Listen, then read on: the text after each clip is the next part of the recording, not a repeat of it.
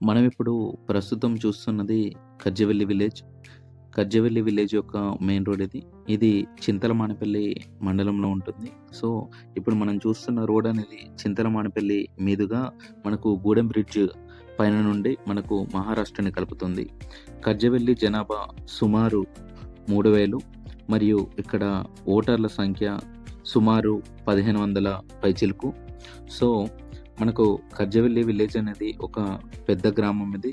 So, Chintalamanepalli మండలంలో ఉంటుంది. మనం ఇప్పుడు ప్రస్తుతం చూస్తున్నది అది విలేజ్ ఎంట్రీలో లెఫ్ట్ సైడ్‌లో కనిపిస్తుంది హనుమాన్ టెంపుల్ మీదుగా. అదొచ్చేసి మనకు మోతుకులవాడ అని అంటారు. సో, ఆ చెరువు కట్ట సైడ్‌లో కనిపించేది మొత్తం మనకు మోతుకులవాడ. సో, ఈ చెరువు కట్ట అనేది విలేజ్ మధ్యలో ఉంటుంది. మరియు మనం ఇప్పుడు మళ్ళీ రైట్ సైడ్ చూస్తున్నాం గదా! అది బురదగూడ అని అంటారు. ఈ బురదగూడ అనేది ఊరికి రైట్ సైడ్‌లో ఉంటుంది. సో, మనం ఇప్పుడు మళ్ళీ ప్రస్తుతం చూస్తున్నాం చెరువు కట్ట తర్వాత ఉండేది కజ్జవెల్లి యొక్క ఎస్టీవాడ. సో, ఈ ఎస్టీవాడ అనేది చాలా పురాతనమైన టెంపుల్ ఉంటది మనకక్కడ. అక్కడ నుండి దాని అవతల సైడ్ మనకు ఎస్టీవాడ కనిపిస్తుంది. సో, ఇక్కడ మళ్ళీ మనం చూస్తున్నది మోత్కులవాడ. ఈ మోత్కులవాడలో అక్కడ మనకు యెల్లో కలర్‌లో కనిపిస్తున్న కన్‌స్ట్రక్షన్ ఉంది గదా! చెరువు మధ్యలో నుంచి ఇటు సైడ్. అది మన ప్రాథమిక ఆసుపత్రి. దాని పక్క పంట మనకు కొంచెం బ్లాక్ అలా కనిపించేది అది మనకు గ్రామ పంచాయతీ మరియు అక్కడ పక్కకే అంగన్వాడీ కేంద్రం. సో, కజ్జవెల్లి విలేజ్‌లో మోత్కులవాడ గురించి మనం ఎందుకు ఎక్స్‌ప్లెయిన్ చేస్తున్నామంటే, ఇక్కడ గ్రామ పంచాయతీ ఉంటుంది. అలానే ప్రాథమిక ఆసుపత్రి గూడా ఉంటుంది. అలానే ఇక్కడ అంగన్వాడీ కేంద్రం గూడా ఉంటుంది. సో, కజ్జవెల్లిలో దాదాపుగా మళ్ళీ మోత్కులవాడ సైడ్ మనకు హనుమాన్ టెంపుల్ అనేది కూడా అక్కడే ఉంటుంది. సో, మళ్ళీ మనం ప్రస్తుతం ఇప్పుడు చూస్తున్నది బురదగూడ.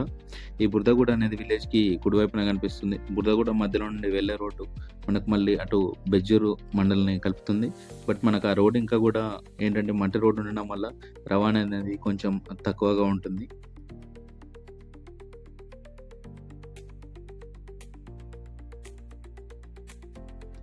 ఇది మన కజ్జవెల్లి విలేజ్ యొక్క డ్రోన్ వ్యూ.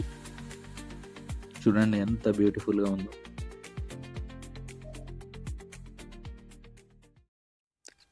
హాయ్ వ్యూవర్స్, నేను మీ సృజన్ నికాడి. వెల్కమ్ టు అవర్ మన ఊరు టీవీ యూట్యూబ్ ఛానల్. సో మనం ప్రస్తుతం విజిట్ చేయబోయే విలేజ్ వచ్చేసి కజ్జవెల్లి. ఇది మన తెలంగాణలోని కొమ్రంభీం ఆసిఫాబాద్ జిల్లాలోని సిర్పూర్ నియోజకవర్గంలోని చింతలమానేపల్లి మండలంలో ఉంటుంది. ఇక్కడి ప్రధాన సమస్యలు రవాణాలో భాగంగా రోడ్లు మొదటిది. ఇక్కడ ఏంటంటే విలేజ్కి రహదారులు అనేటివి బాగానే ఉన్నాయి, విలేజ్ వరకు బాగానే ఉన్నాయి రోడ్లు. బట్ ఇక్కడ ఏంటంటే ఊర్లోకి వెళ్తే మనకు ఎక్కడ చూసినా కానీ సీసీ రోడ్ల నిర్మాణం అనేది సరిగా లేదు. ఎక్కడ చాలా అంటే చాలా వార్డులు ఉన్నాయి ఇక్కడ. సో ఎక్కడ చూసినా కానీ గల్లీలలో మనకు సీసీ రోడ్ల నిర్మాణం అనేది ఇంకా జరగాల్సి ఉంది. ఇది ఇక్కడ ప్రధాన సమస్య. ఇంకొకటి ఏంటంటే నాల వ్యవస్థ అనేది కూడా ఇక్కడ చాలా మట్టుకు అవైలబుల్లో లేదు. ఒక 10% 20% వరకు మాత్రమే ఉంది. సో నాల వ్యవస్థ కూడా మెరుగుపడాలి ఇక్కడ. ఇది కూడా ఒక ప్రధాన సమస్య.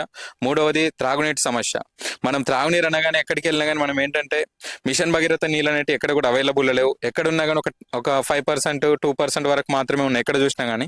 ఇంత పెద్ద విలేజ్ లో నాకు తెలిసి ఒక 10 నుండి ఒక 15 ఇళ్ల వరకు మాత్రమే మిషన్ భగీరథ నీళ్ళు అందుతున్నాయంట. అవి కూడా తాగడానికి యూజ్ చేయట్లేదు ఇక్కడ.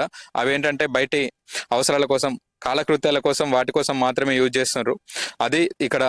ఇంకో విషయం ఏంటంటే ఇక్కడ బోర్లు అనేటివి కూడా సరిగా లేవు. ఏంటంటే ఇంత పెద్ద విలేజ్లో ఎక్కడ చూసినా కానీ 200 మీటర్లు 300 మీటర్ల దూరం వెళ్ళి త్రాగునీళ్ళు తెచ్చుకోవాల్సిన పరిస్థితి. అవి కూడా బోరు నీళ్లు, మన చేతి పంపు ఉంటుంది కదా ఆ బోరు నీళ్లు. సో ఇంకో ప్రధాన సమస్య ఏంటంటే ఇక్కడ చాలా పెద్ద జీపీ కాబట్టి స్ట్రెంత్ బాగానే ఉంటుంది. ఇక్కడ విద్యార్థులు కూడా బాగుంటారు. ఇక్కడ ఏంటంటే హై స్కూల్ కోసం వేరే దగ్గరికి, మండల్కి కానీ వేరే దగ్గరికి వెళ్లాల్సిన పరిస్థితి ఉంది. సో ఇక్కడ విద్యాపరంగా ఒక హై స్కూల్ ఏర్పాటు చేస్తే బాగుంటుంది అని చెప్పేసి కూడా ఇక్కడ స్థానికులు కోరుకుంటారు. ఇవి ఇక్కడి ప్రధాన సమస్యలు. సో ఇంకెందుకు ఆలస్యం, మనం ఇప్పుడు కజ్జెల్లి విలేజ్ ని విజిట్ చేసి అక్కడి సమస్యలను తెలుసుకుందాం. పదండి. ప్రస్తుతం మనం ఇప్పుడు కజ్జవెల్లి విలేజ్ లోని ఎస్టీవాడ దగ్గర ఉన్నాం. ఇక్కడ పరిస్థితి ఏందన్నది ఇక్కడ స్థానికుల ద్వారా మనం ఇప్పుడు తెలుసుకుందాం. ఇక్కడ ప్రధాన సమస్యలు ఏంటి అన్నది మనం ఇప్పుడు తెలుసుకుందాం. రోడ్ల గురించి ముఖ్యంగా. అన్న, ఇక్కడ రోడ్ల పరిస్థితి ఎట్లుందన్న? బాగా ఒక 2-3 వార్డులు మాత్రం ఇబ్బంది ఉన్నాయి. స్కూల్ కాయ ఒకటి, పిబ్బర్ శంకరాయకాయ నుండి ఒకటి అటు సిసి రోడ్, స్కూల్ కాడ ఒకటి మనకు బోరు, మరి ఇటు మన పంగిడి రాజన్న ఇంటికాయ నుండి ఒక సిసి రోడ్ కావాలి. మన నాయన శివరాం నుండి ఒకటి.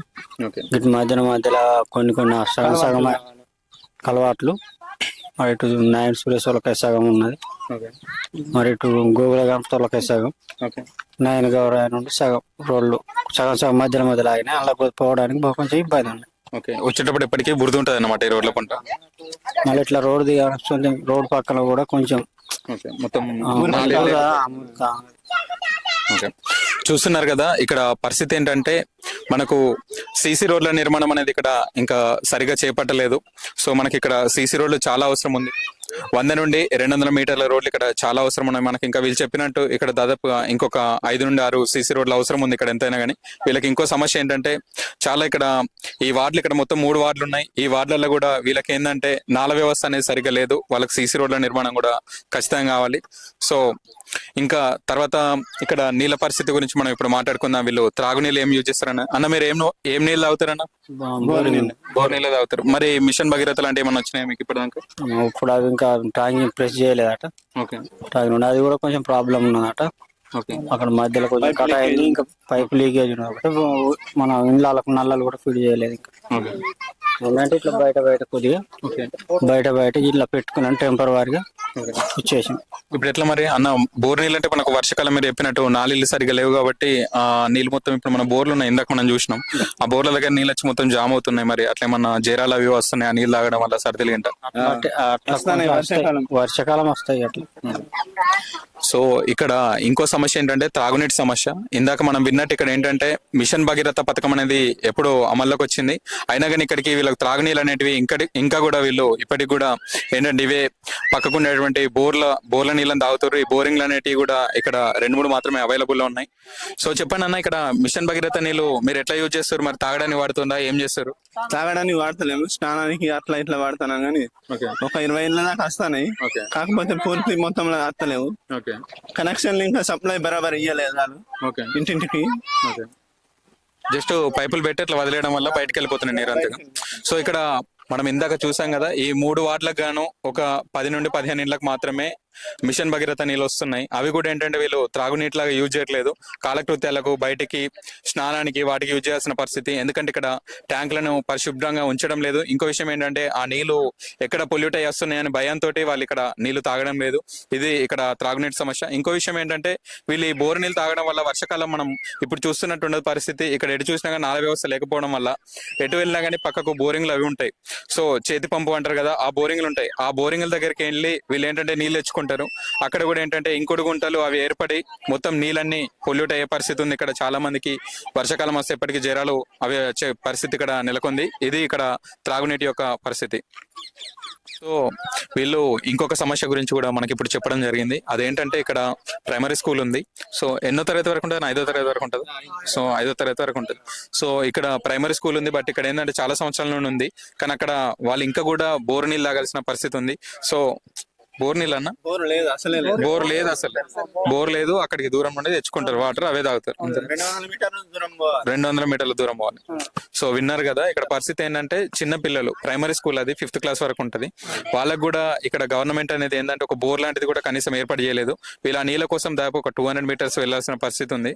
ఇది చాలా దారుణమైన పరిస్థితి. ఖచ్చితంగా దీని గురించి గవర్నమెంట్ స్పందించి ఇక్కడ ఒక బోర్ ఏర్పాటు చేయాలి. స్కూళ్ళ గురించి ముఖ్యంగా ఒక బోర్ ఏర్పాటు చేస్తే బాగుంటుందని చెప్పేసి కోరుకుంటున్నాం. దీన్ని ఖచ్చితంగా మేము ప్రభుత్వం దృష్టి కూడా తీసుకెళ్తాం. మనం సాధారణంగా చూసే ఇంకో ప్రధాన సమస్య ఏంటంటే వైద్యం.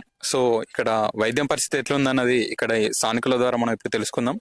అన్న, మీరు ఏమన్నా ఇప్పుడు జ్వరం లాంటి ఏమైనా రోగాల బారిన పడ్డప్పుడు మీరు ఎక్కడికి వెళ్తారన్న మరి హాస్పిటల్ కోసం?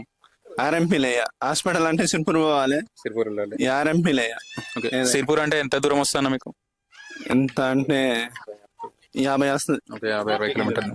ఇంకా ఏమైనా సీరియస్ ఉంటే మరి సిర్పూర్ నుండి మళ్ళీ ఎక్కడికి వెళ్ళాల్సిన పరిస్థితి? సిర్పూర్ నుంచి మంచిర్యాల వెళ్ళిపోవాలి. సో ఇక్కడ వైద్యం పరిస్థితి ఏంటంటే ఇక్కడ ఇందాక మనం చూసాం, అక్కడ ఒక ప్రైమరీ హాస్పిటల్ ఉంది. ఈ ప్రైమరీ హాస్పిటల్స్ అనేటివి గవర్నమెంట్ తీసుకొచ్చింది తప్ప వీటితో మనకు పెద్ద ఉపయోగం ఏం లేదు. ఏంటంటే వీళ్ళు ఏమైనా ఫీవర్ వచ్చిందంటే అతను అందుబాటులో ఉంటే ఇక్కడ లోకల్లో ఉండే డాక్టర్ అతను 2 టాబ్లెట్లు ఇచ్చి పంపిస్తాడు తప్ప మనకి ఏ ప్రాబ్లం వచ్చినా, జ్వరం వచ్చినా, సర్ది వచ్చినా ఖచ్చితంగా ఆర్ఎంపీ డాక్టర్లను పిలుచుకొని ట్రీట్మెంట్ తీసుకోవాల్సిన పరిస్థితి ఉంది ఇక్కడ. ఇంకో విషయం ఏంటంటే మనకి ఏమైనా ఎమర్జెన్సీ సిచ్యువేషన్ వస్తే దగ్గరలో మనకు హాస్పిటల్ లేదు. సిర్పూర్ వరకు వెళ్ళాలి. సిర్పూర్ అంటే మన కాన్స్టిట్యున్సీ. సో సిర్పూర్ వరకు వెళ్తే దాదాపు ఒక 50 నుండి 60 కిలోమీటర్ల డిస్టెన్స్ ఉంటుంది. సో అక్కడ కూడా పట్టకపోతే అంటే ఎమర్జెన్సీ ఉన్నప్పుడు పట్టరు అనే మాట మనకు ఒక దగ్గర వస్తుంది. సో అక్కడ కూడా పట్టకపోతే మళ్ళీ మనం మంచిర్యాలకి వెళ్ళాల్సిన పరిస్థితి. సో ఈ ఏరియా మొత్తం మన మానేపల్లి మండలంలో ఉన్నటువంటి విలేజెస్ అన్ని కూడా ఏంటంటే వైద్యం కోసం చాలా దూరం వెళ్ళాల్సిన పరిస్థితి ఉంది ఇక్కడ. సో ఇది ఇక్కడ వైద్యం యొక్క పరిస్థితి. అయితే మనం ఇంతకుముందు రవాణాలో భాగంగా రోడ్ల గురించి మాట్లాడుకున్నాం కదా. సో వీళ్ళ దగ్గర రావాలంటే ఖచ్చితంగా ఏంటంటే ఊరు దాటిన తర్వాత అట్లా ఒక రోడ్డు ఉంటుంది మనకు, చెరువు కట్ట అని కనిపిస్తుంది. ఆ చెరువు కట్ట పైన నుండి వీళ్ళు రావాల్సిన పరిస్థితి. సో ఊర్లో నుండి రావాలంటే వీళ్ళకు డిస్టెన్స్ కూడా ఎక్కువ పడుతుంది. అటు సైడ్ కూడా సీసీ రోడ్ లేకపోవడం వల్ల బురదకి వీళ్ళు రాలేకపోతారు.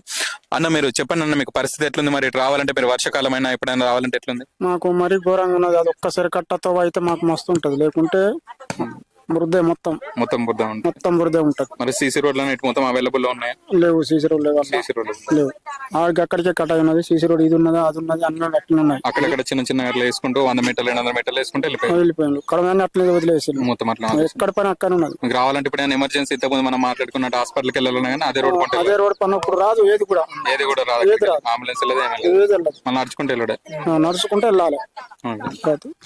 సో మనం ఇప్పుడు ఇక్కడికి రావాలంటే ఖచ్చితంగా మనం చెరువు కట్ట అనే ప్లేస్ ఉంటుంది. చెరువు కట్ట పై నుండి మనం ఇటు రావాలి. సో వచ్చేటప్పుడు ఏంటంటే ఆ చెరువు కట్ట మొత్తం మట్టి రోడ్ అన్నమాట. ఆ చెరువు కట్ట పై నుండి మొత్తం బురద ఉంటుంది. ఆ బురదలో ఏంటంటే వీళ్ళు నడుచుకుంటూ వెళ్ళాల్సిన పరిస్థితి. అక్కడ ఒక సీసీ రోడ్ ఏర్పాటు చేస్తే ఆ రోడ్ ని కొంచెం పెద్ద చేస్తే బాగుంటుంది అని చెప్పేసి వీళ్ళందరూ తెలుపుకుంటున్నారు. ఇంకో విషయం ఏంటంటే మనం ఇంతకుముందు చెప్పినట్టు ఏమైనా ఎమర్జెన్సీ పరిస్థితి ఉన్నప్పుడు వర్షాకాలంలో అంబులెన్స్ లాంటివి ఇంకేమన్నా కావాలన్నా కానీ వీళ్ళు అదే రోడ్డు ద్వారా రావాలి. సో వాళ్ళు ఏంటంటే రోడ్డు వరకు వస్తారు. ఆ రోడ్డు వరకు మళ్ళీ మనం పేషెంట్స్ అక్కడ తీసుకుపోవాల్సిన పరిస్థితి ఇక్కడ.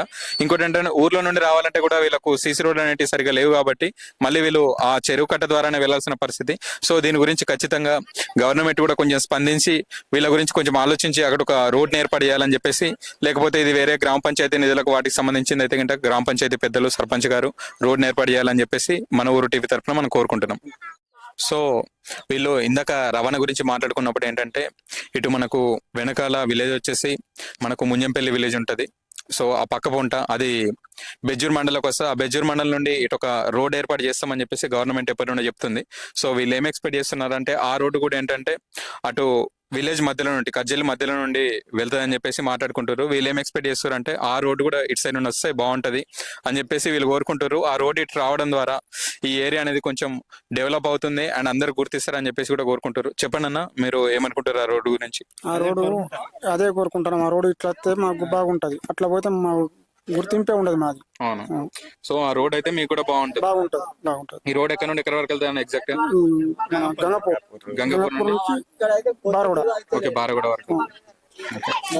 సో చూసారు కదా ఇక్కడ పరిస్థితి ఏంటంటే ఈ రోడ్డు కూడా వీళ్ళు కోరుకున్నట్టు గవర్నమెంట్ ఆ రోడ్ వేసేటప్పుడు కొంచెం స్పందించి ఇక్కడ నుండి పెద్ద డిస్టెన్స్ కూడా ఏముండదు, వీళ్ళకి కూడా ఇది స్ట్రేట్ అయినా కనిపిస్తుంది మనకు. కాబట్టి ఈ రోడ్డు వేసేటప్పుడు ఖచ్చితంగా కొంచెం ఆలోచించి వీళ్ళ సైడ్ నుండి కూడా రోడ్ వేస్తే బాగుంటుంది అని చెప్పేసి కోరుకుంటున్నాం. అట్లనే ఇక్కడ మొత్తం 3 వార్డులు ఉన్నాయి. ఈ వార్డులలో మనం ఇప్పటివరకు చూసినట్టయితే ఒక డెవలప్మెంట్ అనేది మనకి ఎక్కడ కూడా కనిపించట్లేదు. ఇంకా పాతకాలంలోనే కనిపిస్తుంది. ఇక్కడ మనకు ఒక విద్య అనేది దానికి కూడా వీళ్ళు అటు సైడ్ చాలా దూరం వెళ్లాల్సిన పరిస్థితి. వైద్యం గురించి అయితే మనం ఇందాక మాట్లాడినాం, వైద్యం సరిగా లేదు, రోడ్లు సరిగా లేవు. ఇక్కడ అంటే చాలా పరిస్థితులు దారుణంగా ఉన్నాయి ఇక్కడ. ఇంకోటి ఏంటంటే మంచినీటి సమస్య, మనం ఇందాక మాట్లాడినట్టు వర్షాకాల సమస్యలకు చాలా దారుణమైన పరిస్థితి. సో ఇది ఇక్కడ యొక్క పరిస్థితి. మనం ఇప్పుడు కర్జవెల్లి విలేజ్ లోని ఇంకొక వాడ దగ్గర ఉన్నాం. దీన్ని బురదగూడ అని చెప్పేసి అంటారు. సో ఇక్కడ రోడ్ల పరిస్థితి గురించి మనం ఇప్పుడు మాట్లాడుకుందాం. అన్న ఇక్కడ రోడ్లు ఎట్లున్నాయి మరి చెప్పండి. ఇక్కడ రోడ్లు చూసుకున్నట్లయితే మొత్తానికి గుంతలు పడి ఉన్నాయి. ఏదైనా వెహికల్ వెళ్ళాలన్నా ఇలాంటి కష్టాలు కానీ ఏదైనా వెళ్ళాలన్నా కూడా ఇబ్బందిగా ఉంది. అలాగే ఇక్కడ వర్షాలు పడ్డప్పుడు ఆ గుంతలలో నీళ్లు చేరుకొని ఎక్కడ గుంత అనేది కూడా ఏర్పడకుండా ఈ రోడ్లు అనేది మొత్తం అధ్వానంగా తయారై ఉన్నాయి ఇక్కడ రోడ్లు. అట్లాగే ఒకవైపు అయితే మొత్తానికి రోడ్లు లేదు, పాత రోడ్లనే మరమ్మతు చేస్తా అన్నారు ప్రభుత్వం, కానీ మరమ్మతు చేయకుండా అట్లాగే ఉన్నాయి మొత్తం రోడ్లు కూడా. ఒక్కొక్క చోట రోడ్లు లేకుండా మొత్తం మట్టితో కూడుకుపోయి అక్కడ బురదాయి మొత్తం అక్కడ కొన్ని వెహికల్స్ అక్కడ దిగబడిపోతున్నాయి అనమాట. కసలాలు కానీ ఏదైనా కానీ దిగబడిపోతున్నాయి అక్కడ కొన్ని చోట్లలో. అలాంటి చోట్లలో మాకు కొన్ని రోడ్లు కావాలని అనుకుంటున్నాం ఇక్కడ. నాలా వ్యవస్థ ఎట్లుంది మరి? నాళ్ళు ఇక్కడ అసలు మొత్తానికి లేవు. ఏదైనా వర్షం పడిందంటే ఖచ్చితంగా ప్రతి ఒక్కరి ఇళ్లలోకి నీళ్ళు వచ్చేస్తూ ఉంటాయి. నాళీలు మొత్తానికి లేవు. ఇంతకుముందు తీస్తానన్నారు కానీ అది కూడా లేదు. మొత్తానికి నాళీల వ్యవస్థే లేదు ఈ వాడకు మొత్తానికి. ప్రత్యేకంగా నీళ్లు లేకుండా ఇట్లా ఒక్కొక్క చోట అట్లా నీళ్ళు ఆగిపోయి అట్లాగే దోమలు తయారయ్యి ఈ జనాలకు అందరికి కూడా అనారోగ్య పాలవుతున్నారు అందరు కూడా. ఇక్కడ అలాగే అనారోగ్య పాలైన వారికి ఖచ్చితంగా ఏమైనా వైద్య చికిత్స కోసం ఏమైనా ఎక్కడికైనా వెళ్దామన్నా కూడా ఇక్కడ వైద్య చికిత్స కూడా ఖచ్చితంగా ఇక్కడ ఏమీ లేదు, ఎక్కడికైనా దూరంకి వెళ్లాల్సిన పరిస్థితి ఉంది ఇక్కడ. అట్లాగే ఇక్కడ వీధి దీపాలు కానివ్వండి, వీధి దీపాల కరెంటు వ్యవస్థ కానీ అంత బాగోదు. అలాగే ఇక్కడ వీధి దీపాలు కూడా ఒక్కొక్క చోటు ఉన్నాయి, ఒక్కొక్క మూల మాత్రమే ఉన్నాయి. ప్రతి ఒక్కొక్క స్తంభానికి ఒక్కొక్క వీధి దీపం కావాలి. అసలు ఇక్కడ రోడ్డు చీకటి ఏంటంటే అసలు కనబడదు ఇక్కడ. అట్లా ఉంది ఇక్కడ వీధి దీపాల పరిస్థితి. అట్లాగే ఇక్కడ పిల్లలకు చదువుకోవడానికి ప్రైమరీ స్కూల్ వరకే ఉంది, ప్రైమరీ స్కూల్ వరకు చాలా దూరం వెళ్ళి ఈ యొక్క పిల్లలు చదువుకోవాల్సిన పరిస్థితి ఉంది.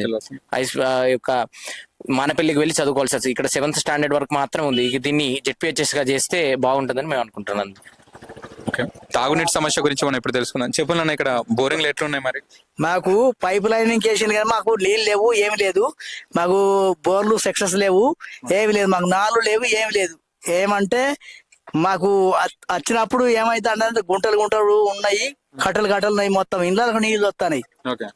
మీకు మొత్తం ఎన్ని బోర్లు ఉన్నాయన్న మరి ఇక్కడ? రెండే.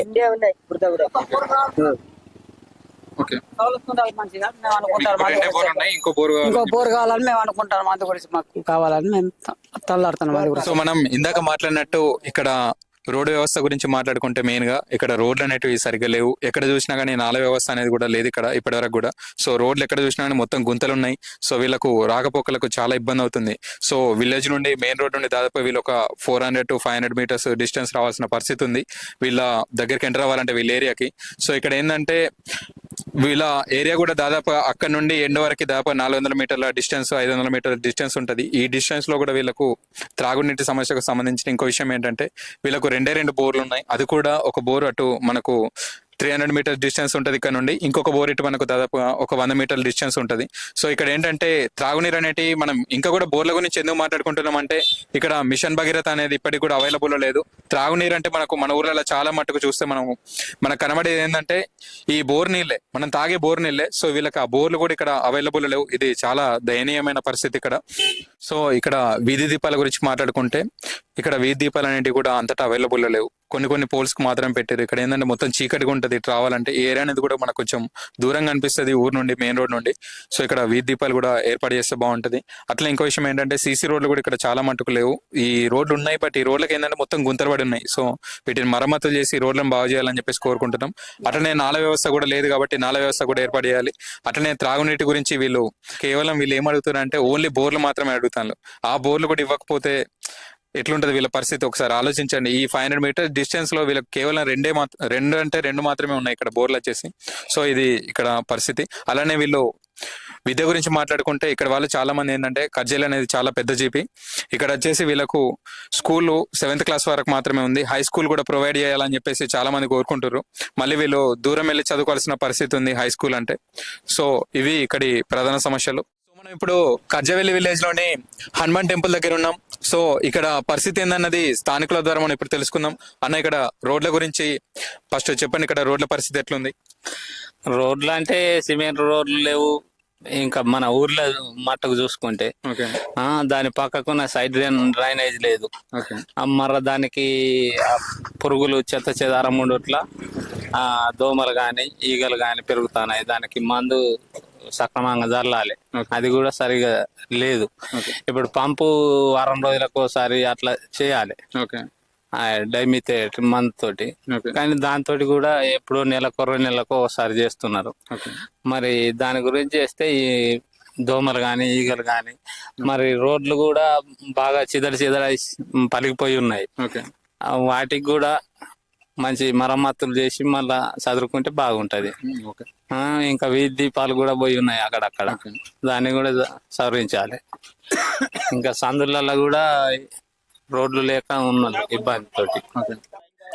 ఇంతకుముందు అన్నగారు చెప్పినట్టు ఇక్కడ పరిస్థితి ఏంటంటే ఇక్కడ సీసీ రోడ్ల నిర్మాణం అనేది సరిగా లేదు. చాలా మటుకు ఏంటంటే వీళ్ళకు నాల వ్యవస్థ కూడా సరిగా లేదు. మొత్తం బురద గుంటలు అవి మనకు ఇంకా కూడా ఏర్పడుతున్నాయి. ఆల్మోస్ట్ ఇప్పుడు మనకు వర్షాకాలం దాటిపోయి మనం ఇప్పుడు చలికాలంలోకి ఎంటర్ అయినాం. చలికాలం కూడా ఆల్మోస్ట్ 50% కంప్లీట్ అయిపోయింది. అయినా కానీ మనకి ఇంకేందంటే ఈ నాల వ్యవస్థ సరిగా లేకపోవడం వల్ల వీళ్ళు చాలా ప్రాబ్లమ్స్ ఫేస్ చేస్తారు. ఇక్కడ ఇంకో విషయం ఏంటంటే నాలీలలో మొత్తం బురద చేరకపోవడం వల్ల దోమలు లాంటివి ఏర్పడి మొత్తం రోగాల బారిన పడుతారు ఇక్కడ. సో ఇది ఇక్కడ రోడ్ల పరిస్థితి. ఖచ్చితంగా గ్రామ పంచాయతీ తరపున వచ్చేటటువంటి నాలాలు కానీ ఇంకా మిగిలిన సీసీ రోడ్ల నిర్మాణం కూడా ఇక్కడ చేపట్టాలని చెప్పేసి మనమందరం కోరుకుంటున్నాం. అట్లనే మనం ఇప్పుడు నెక్స్ట్ విషయం వచ్చేసి త్రాగునీటి సమస్య. సో మనం ఇప్పుడు త్రాగునీటి గురించి మాట్లాడుకుందాం. చెప్పులన్నా ఇక్కడ త్రాగునీటి సమస్య అనేది ఎట్లున్నది? ఏ నీళ్ళు తాగుతారు మీరు? మినరల్ వాటర్ తాగుతారా, జనరల్ వాటరా? త్రాగునీటిది ఇళ్ళల్లో బావులు ఉన్నాయి, బోర్లు ఉన్నాయి కదా ఇంటి దగ్గర, ఆ నీటితోటే మేము తాగుతున్నాం. ఇక మిషన్ భగీరథ ఎక్కడ ఏం నడుస్తలేదు. దాని సమస్య కూడా ఎవరికి చెప్తలేరు, వాళ్ళు పట్టించుకుంటలేరు, అధికారులు లేరు, ఎవరు లేరు. ఎవరింటిది వారే తాగుతున్నారు, వాళ్ళే తాగుతున్నారు. సో ఇక్కడ త్రాగునీటి పరిస్థితి ఏంటంటే మనము ఇందాక చూసినట్టు ఎక్కడ వెళ్ళినా మన దగ్గర చాలా మట్టుకు ఏంటంటే ఈ మిషన్ భగీరథ నీళ్ళు అనేటివి ఇప్పటి వరకు కూడా అవైలబుల్ లో లేవు. మనకు మిషన్ భగీరథ నీళ్ళు అనేటివి ఇప్పటికి కూడా మన చుట్టుపక్కల చాలా విలేజ్ మనం ఇప్పటి వరకు విజిట్ చేసాం. ఎక్కడ కూడా మిషన్ భగీరథ నీళ్ళు అనేటివి అందుబాటులో ఎక్కడ కూడా లేవు. ఉన్నప్పటికీ అవి కూడా త్రాగునీటిలాగా ఎక్కడ కూడా యూజ్ చేయట్లేదు. సో ఇది ఒక ప్రధాన సమస్య. మనం ఇప్పుడు ఇక్కడ ఉన్నటువంటి ఇంకా సమస్యల గురించి ఇక్కడ అన్న ద్వారా మనం ఇప్పుడు తెలుసుకుందాం. చెప్పండి అన్న, ఇక్కడ సమస్యలు ఏమేమి ఉన్నాయి? ఖర్జవెల్లి గ్రామంలో ప్రధానంగా నాలీల వ్యవస్థ కానీ పూర్తిగా అధ్వానంగా తయారైనాయి. ఇప్పటి వరకు పూడికతీత లేక కనీసం మురుగునీరు కూడా బయటికి వెళ్ళలేని పరిస్థితి ఉన్నది. దీంతో విపరీతమైన దోమలు తయారయ్యి రోగాల బారిన పడుతూ ఉన్నారు ప్రజలు. అదేవిధంగా రోడ్ల వ్యవస్థ కూడా పూర్తిగా అధ్వానంగా తయారైంది. గతం నుండి ఇప్పటి వరకు కూడా రోడ్లు పూర్తిగా అధ్వానంగా తయారైనాయి. పాలకులు అదేవిధంగా సంబంధిత అధికారులు కూడా పట్టించుకోవడం లేదన్న ఆరోపణలు ఉన్నాయి. దీని మీద సంబంధిత అధికారులు తక్షణమే స్పందించి గ్రామాభివృద్ధి కోసం బాటలు వేయాల్సిన అవసరం ఉన్నది. పూర్తిగా ఖర్జవెల్లి నుండి గంగాపూర్ వరకు ఉన్న రోడ్డు, ఆ రోడ్డు గుండా నిత్యం రైతులు ఎద్దుల కసలాలతోటి కానీ వివిధ వ్యవసాయ పనుల నిమిత్తం కానీ వెళ్తూ ఉంటారు. ఆ రోడ్డు కూడా పూర్తిగా అధ్వానంగా తయారైంది. మధ్యలో ఒక ఒర్రె ఉన్న దాని మీద కూడా వంతెన నిర్మాణం చేపట్టాలని గ్రామస్తులు కోరుతా ఉన్నారు. అంతేకాకుండా ఖర్జవెల్లి చెరువు కట్ట మీద కూడా ఒక రోడ్డు వేస్తే బాగుంటుందని గ్రామస్తులు కోరుతా ఉన్నారు. దానికి కూడా సంబంధిత అధికారులు చర్యలు తీసుకోవాలని విజ్ఞప్తి చేస్తారు. అదేవిధంగా తాగునీరుకు సంబంధించి గ్రామంలో పూర్తిగా ఇదివరకు చెప్పినట్టు మిషన్ భగీరథ ద్వారా ఇంటింటికి మంచినీరు అందిస్తామని చెప్పిన గత పాలకులు ఇప్పటి వరకు ఏ ఒక్క ఇంటికి కూడా మంచినీటిని అందజేయడం లేదు. వాళ్ళు సొంతంగా వేసుకున్న బోర్ల ద్వారా కానీ, బోరింగ్ల ద్వారా కానీ, బావుల ద్వారా కానీ మాత్రమే మంచినీరుని తాగే పరిస్థితి ఉంది. ఆ మిషన్ భగీరథ ఇప్పటి వరకు ఆ పథకమే పనిచేయడం లేదు, అమల్లో లేదు. పూర్తిగా గ్రామంలో ఏ ఇంటికి కూడా నల్లా కలెక్షన్ లేదు, పైపు లైన్ పూర్తిగా లేదు. దీనికి సంబంధిత అధికారులు చర్యలు తీసుకోవాలి. అదేవిధంగా నాలీల వ్యవస్థ, రోడ్లు అధ్వానంగా మారినాయి. వైద్యానికి సంబంధించి కూడా ప్రాథమిక ఆరోగ్య ఉప కేంద్రం ఇక్కడ నూతనంగా బిల్డింగు కట్టించినప్పటికీ సంబంధిత అధికారులు అందులో ఉండకపోవడంతో వైద్యం కూడా అందని ద్రాక్షగానే మారింది. కాబట్టి వైద్యం అందే విధంగా కూడా సంబంధిత వైద్య సిబ్బందిని ఏర్పాటు చేసి రోగులకు సరైన సమయంలో చికిత్స అందించే విధంగా ఏర్పాటు చేస్తే బాగుంటుందని గ్రామస్తులు కోరుతూ ఉన్నారు. విద్యకు సంబంధించి కూడా ఇక్కడ ప్రాథమికోన్నత పాఠశాలనే ఉన్నది. 10వ తరగతి వరకు కూడా ఇక్కడ 10వ తరగతి వరకు పాఠశాలను ఏర్పాటు చేస్తే గ్రామానికి సంబంధించిన విద్యార్థులు ఇక్కడే 10వ తరగతి పూర్తి చేసుకొని విద్యని చదువుకునే అవకాశం ఉంటుంది. తద్వారా పై చదువులకు వెళ్ళే అవకాశం ఉంటుంది. మనం ఇప్పటి వరకు ఖర్జవెల్లి యొక్క పరిస్థితి గురించి మరియు ఇక్కడ సమస్యల గురించి స్థానికుల ద్వారా తెలుసుకున్నాం కదా. సో దీనికి సంబంధించి పైన ఉన్నటువంటి అధికారులు మరియు ప్రభుత్వం చర్యలు తీసుకొని గ్రామాభివృద్ధికి తోడ్పడాలని చెప్పేసి మన ఊరు టీవీ తరపున మనం కోరుకుంటున్నాం.